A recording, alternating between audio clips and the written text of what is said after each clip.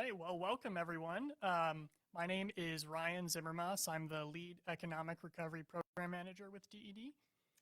My name is Lydia Lassen. I am the economic program manager.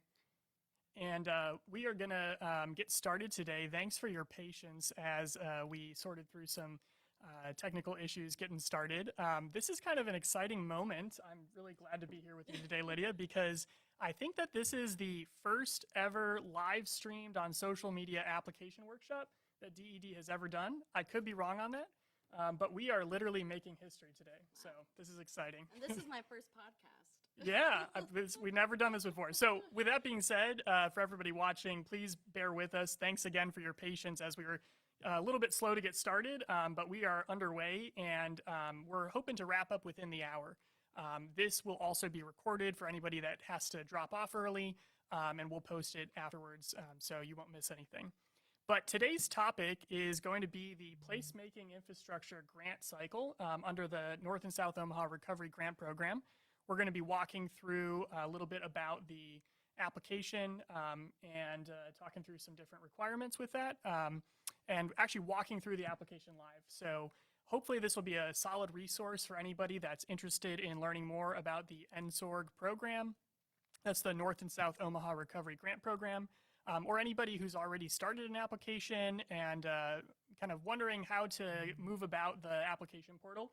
We're hoping to provide a nice overview for everybody out there. So yeah, with that, I think we can get started by maybe just talking a little bit about placemaking infrastructure grants in general. So for those watching out there who might not know about the Placemaking Infrastructure Grant opportunity through the NSORG program, can you say a few words about what we're looking for in that category? Yeah, so again, my name is Lydia. I'm the program manager for the Placemaking Infrastructure Grant.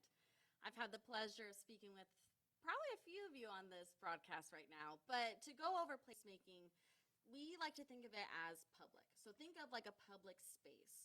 And we're trying to promote within this program, we're trying to promote beautification, we're trying to promote public safety and public health. We want to create environments that allow the public to come together in a meaningful way. And that could look like other things. So that could be addressing food deserts. That could be, again, beautification. That could be, again, workforce attraction or retention. Along with all the other NSORG programs, we want to look more into job attraction and retention and also addressing the COVID-19 negative economic impacts that happened in the QCT and ERA areas.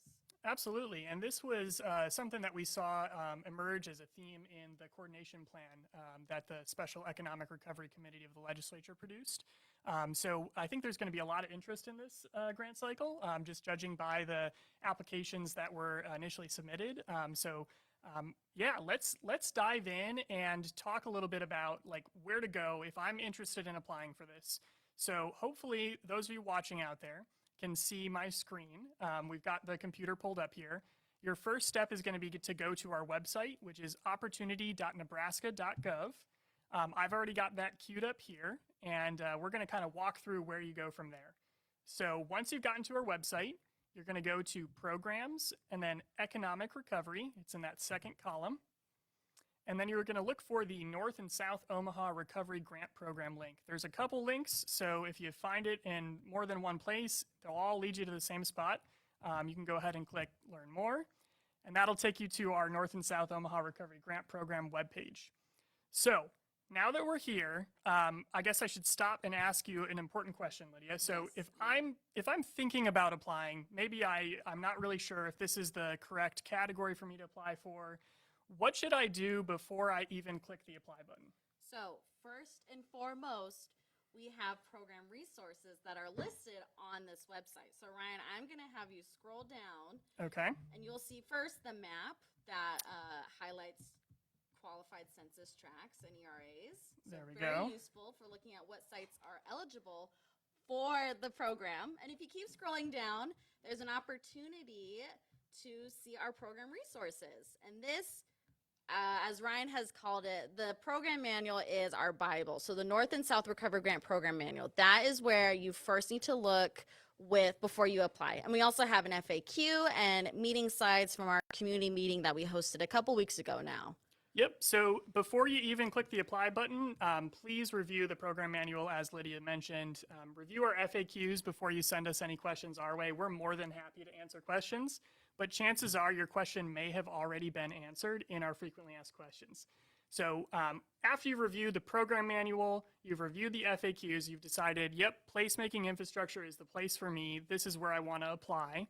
You're going to scroll up a little bit on the website here, and you'll see all of these tiles for each of the different application rounds that we have. And you'll notice a couple of them are open now, which is exciting. We're going to be rolling out the next applications in a couple of weeks. But for today, we're talking about placemaking infrastructure grants. So you'll see this nice looking apply now button right on the placemaking infrastructure tile. Underneath my name. Yes, and so that's Lydia's contact information. If you have questions, that is the first place to stop. And once you've decided you're ready to apply, go ahead and click that button. And that's going to take you over to our Amplifund application portal. So you'll have an opportunity to review some basic information about the program here. And then when you're ready to click the actual apply button, that first apply button just takes you to the portal. Now you're ready to apply, you're going to click apply right here. And here we go. So we've got one of our accounts queued up in here so that we can walk through this. But question for you, Lydia. If I am new to DED, new to state grants, I've never applied for anything at the DED before. I don't have an Amplifund account. What do I do at this point? That's a great question, Ryan. You're going to click on the register button on your screen. That'll take you to a new page, and that's where you'll fill out all your information for the applicant and the organization before you can apply. Perfect. And then there's a register button right at the bottom. So if you don't have an existing Amplifund account, this is where to start. If you have gotten grants from DED in the past or you've applied in the past, you can use your existing account. And that is what we're going to do here. We have an existing account, so we're just going to click log in. And it's going to take us right back to that screen where we were at before. And this time when we click the apply button, since we are logged in, it'll give you the opportunity to create an application. You'll see we have a couple different applications in here right now. That's because we've tested this a few times.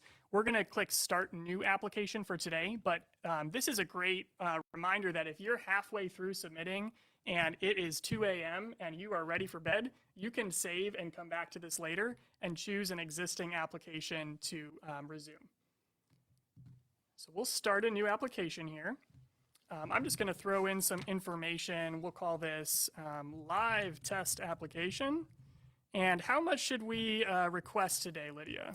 Let's do $1 million. Okay. We'll do $1 million. Hopefully I typed this in right. There we go. Give you the hard number. So I want to hold here for a second because what I just did was typed in the amount of the grant request. That is actually pretty important because that is how much I'm requesting for this grant from DED and because that is connected to other places in the application. So just want to mention for folks that are watching, if you are on the budget tab of the application and you've already completed everything else and you realize that you typed in the wrong number at the beginning, you can go back to this project information section and you can change how much you are requesting right here in order to change that same number on the budget tab. So that's going to carry throughout the application. Important thing to remember. So we'll go ahead and just put in some dummy information here. In the required fields. When you are ready to move on to the next section of the application, you can click Mark as Complete here. And if you get this nice looking success pop up here, that means that you are good to go. So it will tell you if you're missing any information, and it won't let you mark it as complete until you have completed everything you need to complete. So let's click Save and Continue here. And this is going to take us to the application form section. So next question for you, Lydia.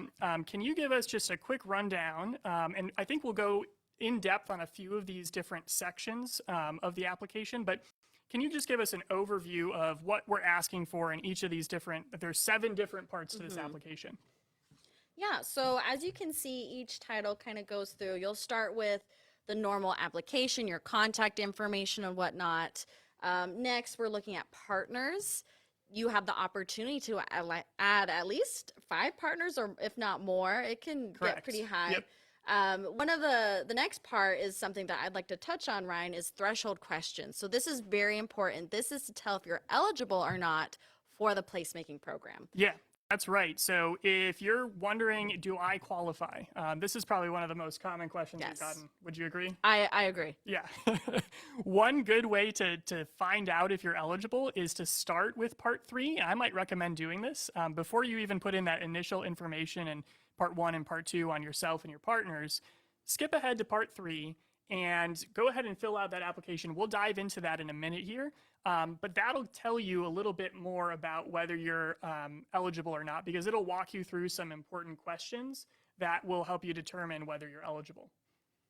So sorry to cut you off. Let's continue on with part 4. If you can give a little overview about the remaining sections on here. Yeah, part 4, general application questions. That is the opportunity where we have the same questions that were originally on the Olson proposal. So you have an opportunity to copy and paste. And this is also a great opportunity, Ryan, where you can update your application. Yes, and we'll talk a little bit more about that. Yes, we when we get will. there.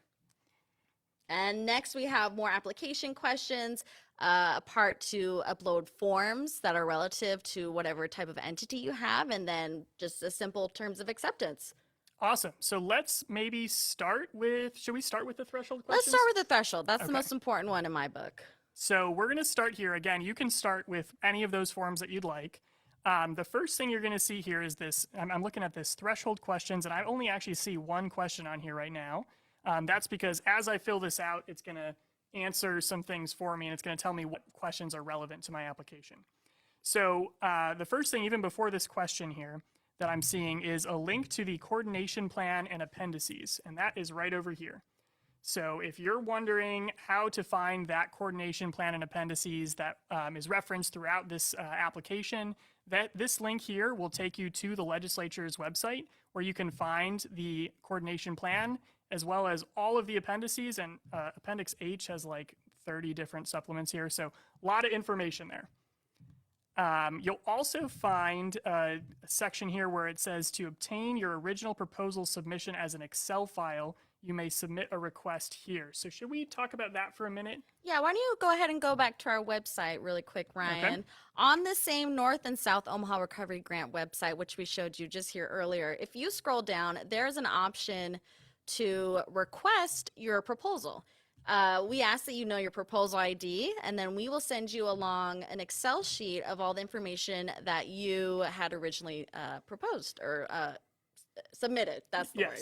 Yeah, so if you're like, oh my gosh, I filled out that application like a year ago, I don't remember what I answered, you can get that data through any of the different appendices that are posted here. But if you don't want to sort through 30 different supplements, you can request that data as an Excel file, and we will have that preloaded for you and sent over to you if you complete this form. So great tip.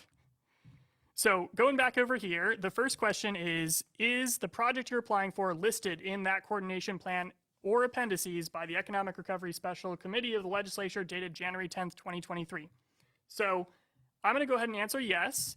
If I do, it's going to ask me some more questions. If I say no, I get this red pop-up that says, if the project is not listed in the coordination plan or appendices, your application will not be considered. So what does that mean? So Ryan, per legislative mandate, we are supposed to only look at applications that were listed in the coordination plan or the appendices. So if you are not, unfortunately, this application will not be relevant.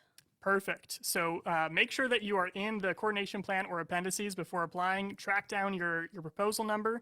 I'm going to assume that if you're still with us at this point, you are in the coordination plan or appendices, and you're going to answer yes.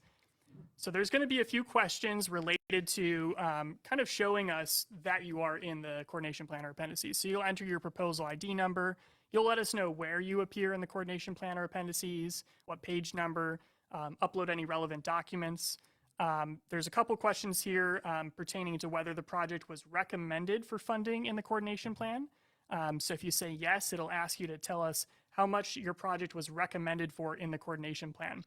So question for you, Lydia, what if I was not recommended for funding? Is this still open to me, or is this only for people that were recommended?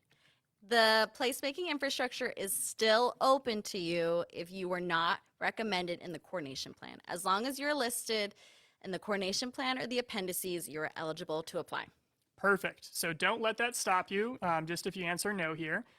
We are asked to prioritize those applications that are in that coordination plan and had that recommendation. That's why we're asking this question here. So if you are, by all means, mark yes and let us know if you were a Catalyst project, if you were a Quick Win project, right over here. Next question is going to be about the location. And the question here is, have you identified a site?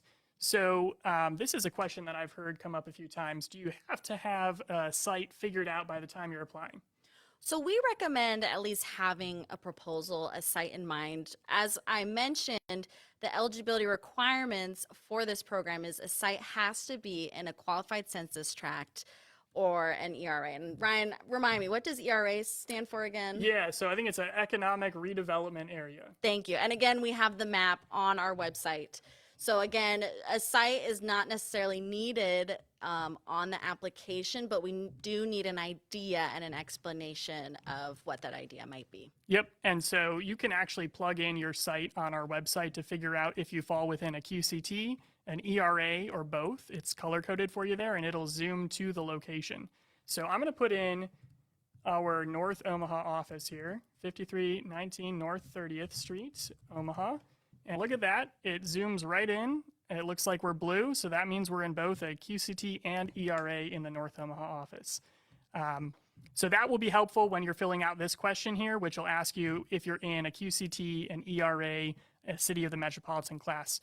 That raises a good question too. What is a city of the metropolitan class? What is all this legal mumbo jumbo? It's a fancy word for saying Omaha. So city of the metropolitan class is Omaha. Yes, so we're assuming if you're in the plan, you're probably in Omaha. Correct. But make sure you check that box so that we know that you're eligible. If you haven't identified a site, again, as Lydia mentioned, we want you to talk to us about how you're going to identify that site so that we can be sure it's in a QCT and an ERA. But it is probably recommended that at this stage in the game, you have a pretty good idea and you'll fill out the information about your site here. So I'm going to skip down here to this next question. Does the project have a minimum economic score of 0.25 as reported in Appendix F Economic Impact Evaluation Report of the North and South Omaha Economic Recovery Coordination Plan? So that is a loaded question there. We'll take this one piece at a time. What is a minimum economic score? What are we talking about when we're talking about the economic score? So the economic score, as I don't know, Brian, do you want to pull up Appendix F for us? Sure. So we're going to flip over to the legislature's page here, and we've got the appendices. And you said Appendix F? Correct. Okay. So this has a list of the economic impact score. It's an evaluation report, and it has a list of all the scores for all the proposals within the coordination plan and the appendices. And Ryan, do you want to explain a little bit more about the economic impact score and how that was calculated? Yep, so that's all laid out in this document if you're curious about the methodology, but they break down all the numbers here. You can just find your proposal ID number and it'll list a row that shows you what your economic score was. That's that last column here. We're really leaning on the economic score as an indicator of economic impact. So that's kind of one of the priorities that LB 531 set forth for us, is that we had to maximize the economic impact of this program. That economic impact score that was conducted through this plan here is our leading indicator for whether this is going to have the economic impact that we're looking for. If you don't want to sort through all of these different lines and rows here, this is making my eyes hurt, I'll be honest. There's a nicer looking version on Appendix G, which has all of the proposal summaries, if I'm not mistaken, as it loads. Here it comes. Yep, all the application proposal summaries. So if you know that your proposal number 4 on this bottom corner here, it'll have the economic score in a very readable format if you don't want to sort through all of the different lines on that other report that we were looking at. So pro tip, look at the Appendix G as another way of zeroing in on your economic score. So for this one, it says, does the project have a minimum economic score of 0.25? So basically, what are we asking about there? Let's take this one as an example. Proposal number 4. Would this one meet that minimum requirement? It would. Okay. It's over 0.25. Yes. So anything that is above 0.25, you are good. If it's below 0.25, then you miss that threshold. Feel free to reach out to DEED staff. We can help you explore some other resources if you're not eligible, if you don't meet that minimum economic score. So hopefully you're able to answer yes and you're eligible. If not, it will let you know. And this is again why I like to start with section 3. It'll let you know that you need a minimum score of 0.25. So yeah. Let's talk about this next question here. So does the project meet at least one of the following requirements? And we've got like 5 or 6 different check boxes here. What are we asking about here? What do I need to check if I want to make sure that I'm eligible? So as the question states, you need to check at least one to be eligible. So as you can see on Ryan's screen, I mean, there's promoting public safety. We got parks, recreational facilities. Does your project promote access to healthy foods? Does it address food deserts? Is it more maybe focused on beautification of a built environment? Or we have one that is multi-pronged if your project goes across other NSORG projects. So again, if you go back to our website, you can see a list of the other projects that are under this category and see, where yours might fit. And the last one, you are eligible if your project originally requested $30 million or more in the coordination plan or the appendices. Awesome. So a couple questions that I've heard about this. Let's break this down for people. So I've heard a lot of people say, I'm looking at all of the 8 categories that DED put together. I feel like I could fit into 3 of them, right? And I don't know whether I should go for housing or the workforce one or placemaking or sports. Like, I feel like I could fit into a bunch of things. This multi-pronged development, does that mean that essentially if I can justify that my project fits into a couple, could I possibly find a home in placemaking? Yes, and as you can see, there's a box underneath where you can justify your selection. And we request, really explaining how your project fits under that and why you chose placemaking. Awesome. And just to note, you only have to check one of these boxes, right? Correct. Yep. So if I have a project that doesn't have anything to do with beautification, but I can still say that I am a multi-pronged development, I can still qualify under placemaking. Correct. And if you have a project that is just beautification and you did not request $30 million or more, you're totally fine. Yes, that's another good point. I was going to bring that up. So I've had some people ask me, Ryan, I didn't request $30 million. Does that mean I can't apply for placemaking? You are good to go if you did not request $30 million, but if you met one of these options. Yes. So you just have to check one box. You don't have to check all of them. Either way works. So let's get to the next question here. We're going to talk about, is the applicant a city of the metropolitan class? So again, remind us what city of the metropolitan class is. Omaha. Okay, perfect. So if you are the city of Omaha and you're watching and you're applying, all you have to do is say yes. Pretty easy. For everybody else, you're going to say no for this one because you're not the city of Omaha. That's going to pop up another question here. If no, has the applicant obtained a letter of support for the specific grant proposal from the mayor's office? Yes or no? So what are we talking about there with a letter of support for the specific grant proposal? I think this is a question that's come up a lot. Yeah, so we request that every applicant who is not from the city of Omaha receives a letter of support from the mayor's office and her chief of staff. You can get that information by contacting Keith Station. If you go back to our program resources, Ryan, on our website and under the FAQ, we have, I believe it's on page 4, we have Mr. Station's contact information. Please keep in mind he's a contact only. He will get you to the places that you will need to. He himself is not writing these letter of supports, but he will be your support for the phone calls. Perfect. And right as you promised, page 4 here, can DED provide a contact for the city of Omaha? So if you still need to get this letter of support, be sure to reach out to Mr. Keith Station right away so that you can get that in motion. If you don't have a letter of support, what happens? So let's try that out here. Let's say I have not obtained a letter of support. I'm going to answer no. And it says applicant may not be eligible. So again, like our other questions, this is part of the eligibility requirements. You do need a letter of support from the city. But my question is, Ryan, why do they need a letter of support for this? Oh man, you're hitting me with the hard questions. For this placemaking infrastructure program? Yeah, so that's a great question. And we actually had a similar program in Lincoln and in greater Nebraska where we also required for this placemaking infrastructure program a letter of support from the city. And I think this gets back to what you were talking about when we opened up the application discussion here. Placemaking is really about public spaces. So to ensure that there's that element of public access for anybody that's wanting to participate in the program or the project, we need to have some buy-in at the local level from the city. That buy-in is that letter of support. So we're not asking the city of Omaha to support you financially. We're not asking the city of Omaha to be your partner, but we are asking that the city has at least some familiarity with your project and they've signed off on it and said, yeah, we think that this would promote the goals that the city has and that this would be a public access project, right? So that is why that is a requirement. That is why you need to reach out to the city as soon as possible to obtain that letter of support. Once you have it, you'll say yes, and you'll be able to upload that letter right here. If you don't get that letter, unfortunately, you're not going to be eligible for this round. There may be other rounds that you can look into, so not all is lost.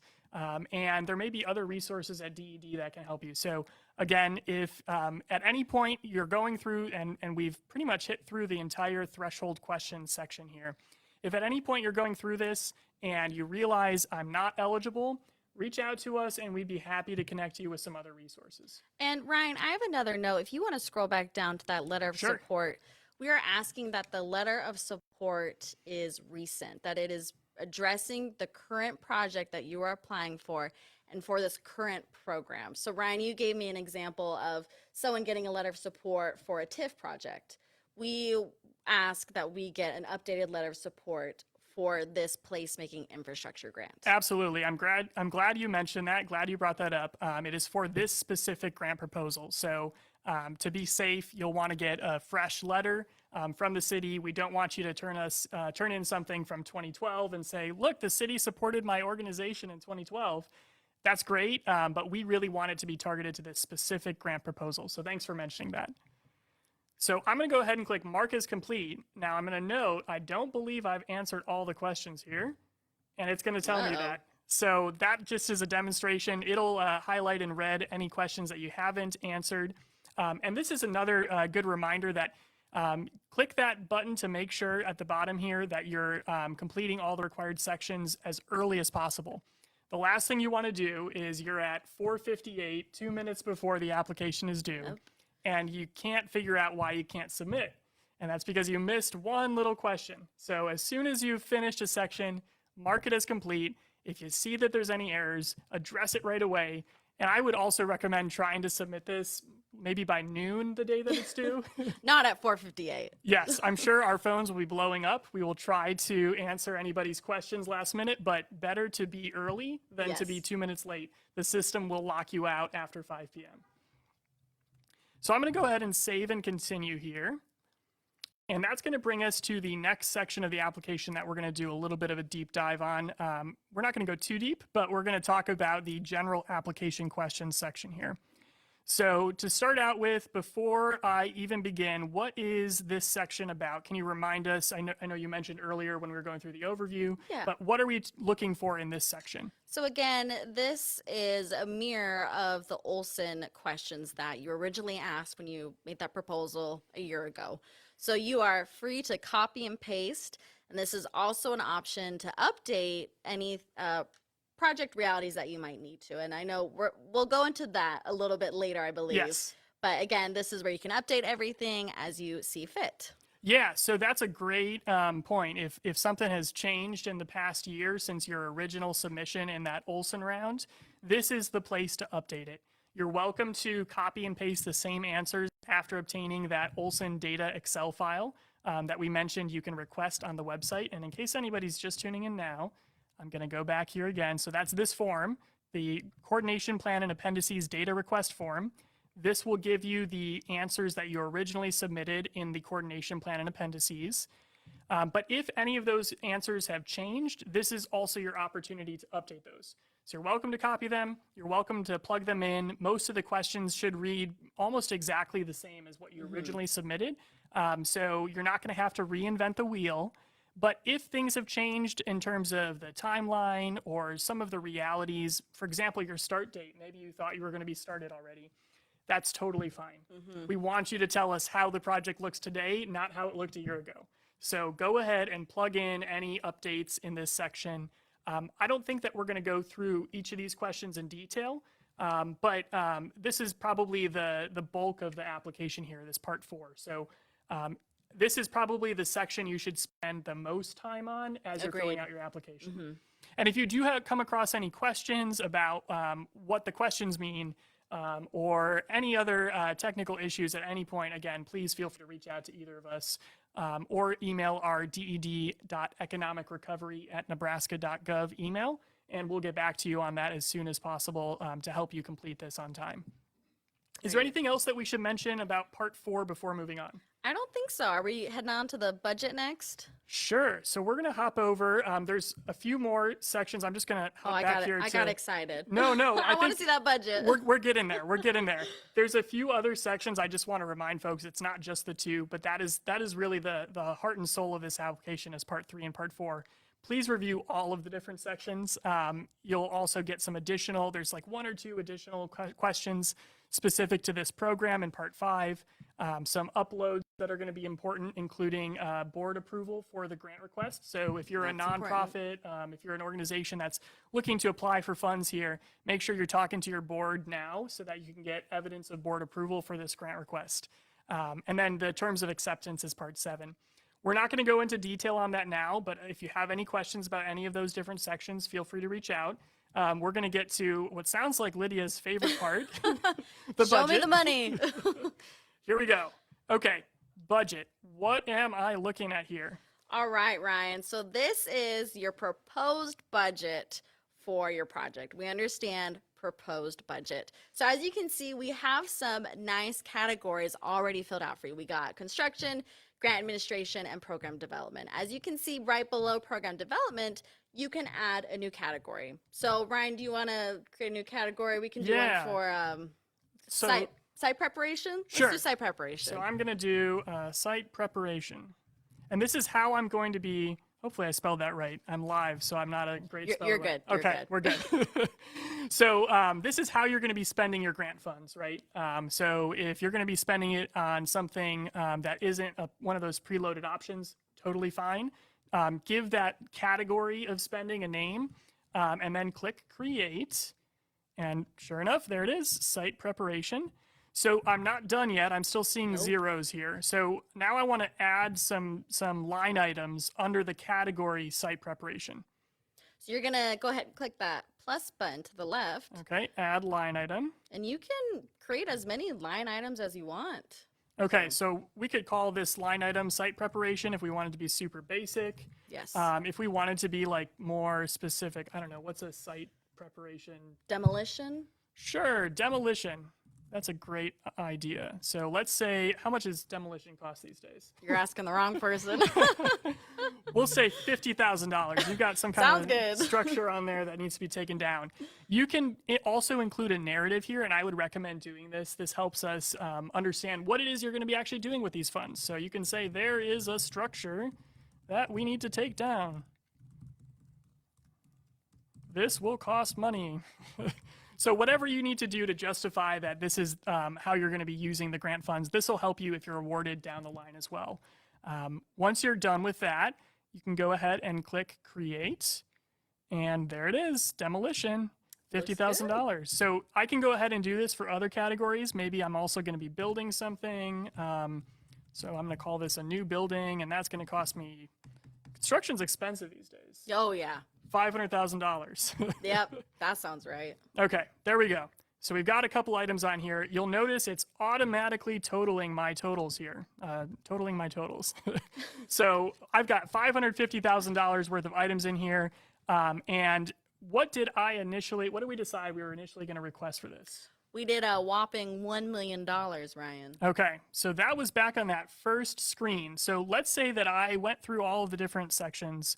I'm at the budget now and I say, you know what? that was a little bit much.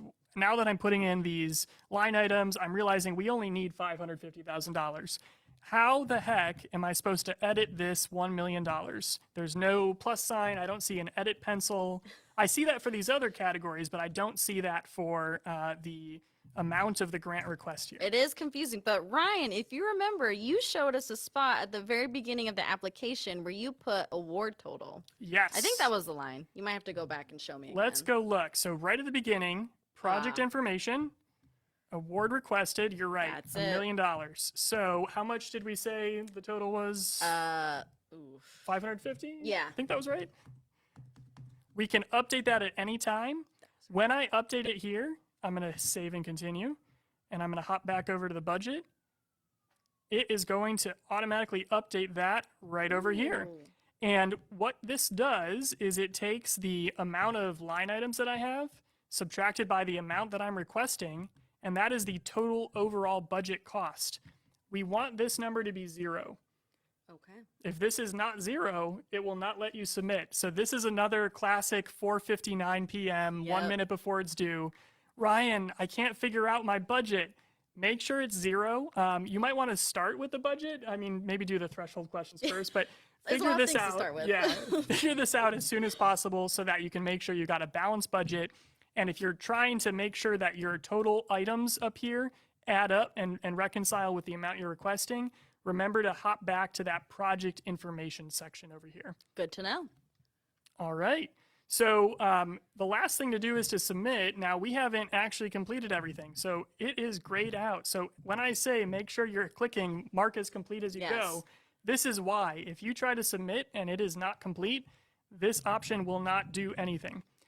So make sure you're checking early and often. Yeah. Mark as complete is important. And click this button, submit, like at 3 p.m., like 2 hours before it's due. Please, I beg you. I will be available until past 5 o'clock, though. Don't worry. You can call me. But the application will lock you out. So yeah, you're right. Make It's sure. at 5. Yep. Make sure you're submitting before that deadline. So that's, I think, most of what we wanted to talk about with the application. Yeah. I know that we've got a live stream going, so folks can send us any questions that they have. If you're watching right now and there's something that we skipped or something that we said that was confusing, drop that in the comments and we'll be taking those questions in just a minute. While you're typing your questions and thinking of what to ask us, though, we have a couple of questions that I think are probably frequently asked questions for the Placemaking Infrastructure program in particular, and I want to talk about these. And I hope that that'll address some of the comments, because I know that we're coming up on time in just a minute here. So first of all, let's talk about partners. Obviously, there's that section in the application for partners. What if my original application didn't have any partners and I want to add one? Or maybe I had one partner in my original plan in the coordination plan, and now I want to change to a different partner. Is that allowed? That is a great question, and one that we've received multiple times. So yes, you may add new partners. And Ryan, do you want to go to the section where they can add a partner entity? Yes, let's go there right now. It's as simple as clicking yes under are you working in conjunction with another entity? So that is where you would put in that partner information. So as the original applicant, it is up to your discretion who you want to include as a partner. Just keep in mind that we ask that the new partners that come in still maintain the original project and scope of the project that was listed in the appendices or coordination plan. And also keep in mind, and Ryan, I'm going to have you pull up the program manual under section 5.3. This is very useful. We have our scoring criteria. Okay. And if you scroll down even further, we talk about, I believe it's capacity. Yes. Please keep in mind that partners will be scored and evaluated based on their qualifications and experience. Perfect. And that's a great segue to talk about the criteria, which are all listed here. So this is a question we've gotten quite a bit too, right? How are you guys going to evaluate the different applications that come through? That's all listed in 5.3. So thanks for mentioning that. Folks can read through all of the different sections here, as well as the specific placemaking. Yep. And those are all listed right here. So if you're wanting to know, what do I need to put in this proposal to get it funded, this is a great place to start in 5.3. Something you mentioned there, Lydia, was the scope. Oh, we've been hinting at the scope this whole time. Let's talk about the scope. So can I change the scope of my project from what I originally submitted? So, again, another important question. We understand that many of these proposals were submitted last year. We understand that there might be updates to some project details to make it more realistic. And while we understand that, we want to make sure that that everyone understands that we are legally mandated to score and review projects that were listed in the Olson Coordination Plan or appendices. So projects that change their scope too much, they're no longer that project that was listed in that plan. They're no longer the same project that was scored and evaluated by the Olson team. And so keeping that in mind, really, kind of keep in mind what the project is and the intent of the project. And also with that, Ryan, we ask that with award requests that you don't go over what you originally requested. Yep. So yeah, two really important points there. You can't request more this round than you had requested in the coordination plan or appendices. So don't go over that in terms of changing your initial project. But I think you hit the nail on the head. It is a legal requirement in LB 531 that we can only award projects that were listed in the coordination plan or appendices. So make sure that you can justify in this application that the project you're proposing to us now is the same project. It's going to be on you as the applicant to tell us, and I ask you to make it crystal clear for us. Don't leave any room for gray area. We want to know that this is the same project. So make the case in the application that this is the same project. If the details have changed, that's fine, but we don't want the scope to deviate so much that we're looking at something completely different. And as you saw, as we walked through the application, there are many times that we have a text box where you can justify that as well. Awesome. So one more question that I think has come up a few times that I want to hit on before we go to any questions in the audience. And that is, who are the eligible applicants for this? So we've already talked about being in the coordination plan and appendices. Correct. So I don't want to beat a dead horse here. But is this round open for for-profits, nonprofits? So great question, Ryan.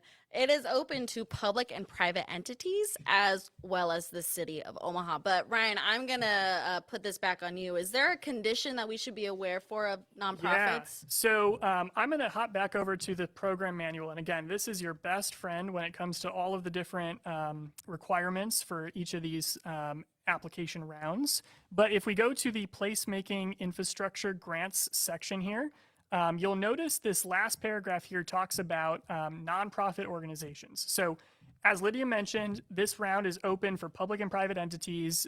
You could be the city of Omaha, a nonprofit, a for-profit, something in between, right? And all of those different entities are eligible. But if you are doing a project that involves an arena or a community center, the lead applicant needs to be a nonprofit. So it's fine if the partner is the city or the partner might be a for-profit entity. But if, and this is only true for projects that involve an arena or community center, if that is the case, the lead applicant needs to be a nonprofit. And if you're wondering what is an arena, what is a community center, this paragraph defines what that is. So I would recommend reading through that and making sure you understand whether your project is the type of a project that requires a nonprofit lead applicant. So that concludes all the questions that we had prepared ahead of time. I'm not seeing any questions from the chat yet. We may have one.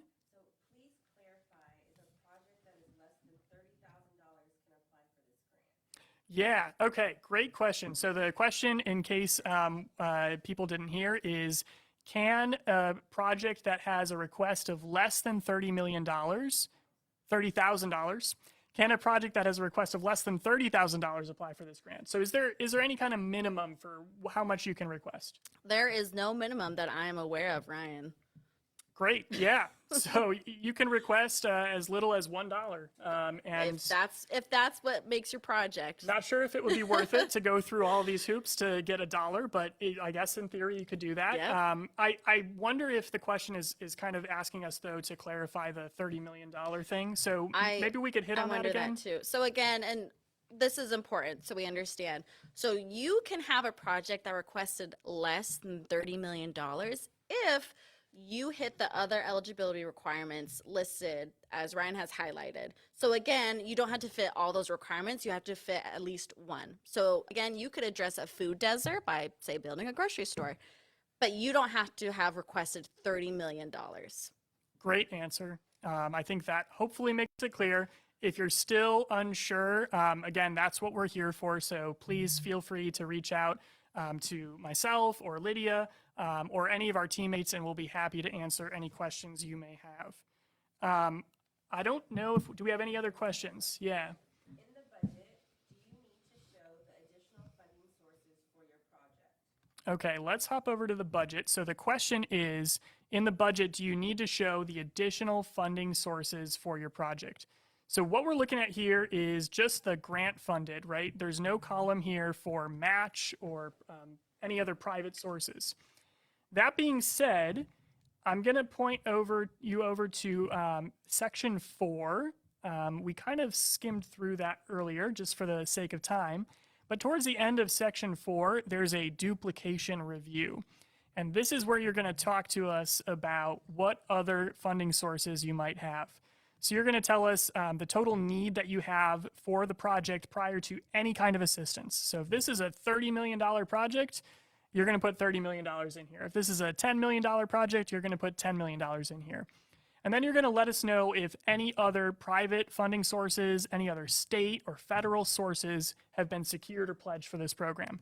If and when you say yes, you'll see a couple other questions pop up here. And it's going to also pop up this table here for a duplication of funds review. This is where you're going to list any of the other funding sources, where those sources are from, what line item it fits under, and how much you've received from those particular sources for funding. If you have questions about this, I know this table can be a little bit confusing. Again, feel free to reach out to us and we can walk you through it. But the reason that we want you to put in those other sources, we're not tracking match in the way that some other applications track match. There's no requirement to have other funding sources in the project. But if there are other funding sources in the project, it's important that you note those here so that we can be sure you're not double dipping and using two different funding sources to pay for the same item, right? This is how we're making sure that you're separating out the different funding sources so that maybe our grant is going to help you with the new construction and maybe a City of Omaha grant will help you clear the land, right? Mm-hmm. So we want to make sure that you document all of those in this table here. Hopefully that answers that question. All right, next question. How are you justifying giving the most money to projects with the lowest economic scores? That's a good question. So I'll repeat it for the camera here and the audio feed. How are we justifying giving the projects the most money with the lowest economic score? The program manual does show different thresholds for the different economic impact scores for each of the different application rounds. For the placemaking round, the threshold is 0.25. Some of the other rounds have a higher economic impact score requirement. So the bar is a little bit lower for placemaking and infrastructure grants. I think the reason why this is a lower bar has to do with the fact that some of these projects are not necessarily going to generate jobs directly that are going to be permanent jobs. Mm-hmm. A lot of the placemaking public infrastructure projects, recreation facilities, things like that, are going to have a lot of project-based jobs and are going to really help to build up the construction industry or different things like that for a set amount of time. And then after that, once the project is placed into service, there might not be the same impact of jobs directly from that project. And so that's going to bring down the economic impact score that those types of applications received. But we are hoping that through this program, as Lydia mentioned earlier on, that these are projects that are going to help the workforce. These are projects that are going to help with talent attraction. These are projects that are going to potentially draw other businesses into the area where they happen. So while there might not be a direct economic impact that we can trace to the particular project, these are the types of projects that are going to have that ripple effect. And I think that's kind of the point of placemaking, right? To have that kind of community asset that's there that can bring together different businesses and talent and all those different pieces. Of course. Please discuss site Great question. I think I'm going to take a break and drink some water here. I'm going to throw that one to Lydia. So the question is, can the site change? Can we discuss the site selection in a little bit more detail? I'm going to navigate over there while you start to answer. Thank you for that. So again, before you, so as you're submitting your application, we, for best practice, we recommend having a site in mind. And so with that, you don't need to exactly have an address yet, as long as you have an idea in mind. Again, think of the scoring criteria. And Ryan, I'm not quite sure if there's anything capacity related, but think of, what might having a site help with your in regards to your score. So thinking about that, judge how much you want to relate to the criteria and whatnot. Yeah, and I think the other part of that question was about, like, can I change the site, right? Like after application? Or even, I'm thinking they might be asking, like, if I submitted one site in the Olson round, can I have a different site this time around? Yeah, I think as long as, again, we keep them within, the site has to be within a QCT or an ERA, as we showed on the website. Yep, and as you mentioned earlier, as long as the scope is still the same, that's fine. The other thing I'll note is that there is a priority for projects that are in a geographic area of focus. That is on part 4 of the scoring criteria. So project is within a geographic area of focus. There's these 4 different geographic areas of focus in the coordination plan. If your site was initially in the geographic area of focus and now you're moving it out of the geographic area of focus, that could potentially compromise some bonus points that you could have had coming your way. So it's definitely something to be thinking through if you're thinking about changing sites. And I would just add too, if people have specific questions about a specific site and they would like to discuss in a little bit more detail, they're welcome to reach out to us or stop by our office hours. And it seems like with a lot of these questions, I want to reemphasize the importance of section 5.3.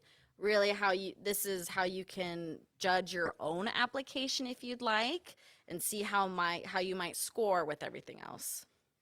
Great tip. I know we're coming up on about an hour now. Do we have any other questions in the chat that we're going to answer right now? We do, and we can answer the rest in an FAQ. Sure. If we need to leave. Yep, so we'll be recording these questions in an FAQ. We're going to try to keep this to an hour to give folks their time back here, but those answers will all be posted on the website. Okay, so the last question. Is there a prohibition to reapplying for a project under the housing grant subsection if you received QCT funds? Can the project apply under placemaking and infrastructure if the project is not just housing, but has a significant economic and job creation component and which isn't original application included? Okay, so hopefully people were able to hear that, but if you weren't, I'm just going to summarize here. So I think that this question is getting at if you are applying for placemaking, maybe there's a couple things. So we're asking about if you've got a housing project that might fit under placemaking, is that okay?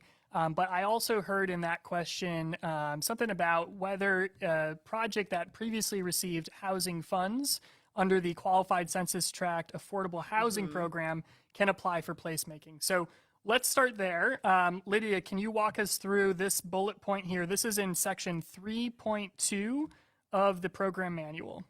So this is another important note. So if you did receive funding under, again, QCT, Affordable Housing Program, another program I am the manager of, you will not be considered for other programs. And that is just with the same project. Yep. So if that project, it's not at the organizational level, right? Correct. If that project already has QCT Affordable Housing funds in there, we're not considering it. The QCT Affordable Housing Program was, a lot of people don't realize this, was another part of that initial LB 1024 that was passed in 2022. And so essentially those projects have already received funds from that bill. And to make sure that we're spreading around the impact of these funds, we want to make sure that those projects aren't coming back for additional funds through this grant cycle, and that's why that requirement is in there. So the other part of the question, I think, has to do with, is this a place where housing might fit? So let's say I have some kind of a housing project. I'm looking at the criteria and the requirements for the recovery housing cycle that's going to be under this program. We're not going to talk about housing today, but yet. let's say that I'm thinking about maybe putting my housing related project under placemaking. Is that something that you could conceive of folks doing? That could be, because we have that eligibility section that says that it can be a multi-pronged development, so something that looks at the scope of other programs. Keep in mind, and I believe we've mentioned this, but with each project, you can only apply to one category. If you apply to multiple categories but the same project, we only consider the first one. Great. So that's a great point as well. If you've got a housing project, you're not sure whether to put it in placemaking or in housing. If you decide to put it in both, we're only going to look at the first application you submitted. And that is on the project level. This is a question that we've Yes. gotten as well. If you Project are an level. applicant that had multiple projects and you're going to put one in placemaking and one in the housing round, that's totally fine as long as those are two separate projects. It's when you take the same project and you try to put it in 2 or 3 or 4 different categories, you need to pick one. So pick a lane.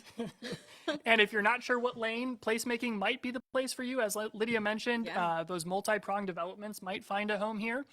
DED is not advising applicants on which category to apply for, though. No. That's up to you. So we can answer questions you might have. We can talk through some things with you. We're not going to steer you to any particular round. Because you know your project best. And so we can help provide more resources. We can answer program specific questions, and we will direct you back to the program manual. Absolutely. It's my favorite thing as well.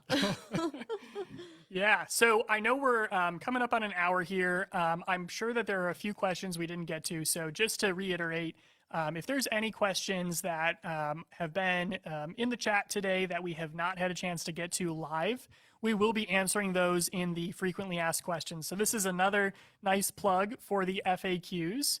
I'm just going to go back to the website here, again, under NSORG, to the program resources.